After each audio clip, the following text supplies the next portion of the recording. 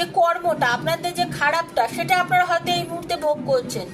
কিন্তু ভাগ্য আপনাদেরকে একটা না একটা সময় মিলিয়ে দেবেই, যদি ভরসা রাখতে পারেন, যদি বিশ্বাস রাখতে পারেন, এবং যদি পজিটিভ থাকতে পারেন। আপনার ভালোবাসার মানুষ কিন্তু আপনার সঙ্গে পজিটিভলি মিট করবেই,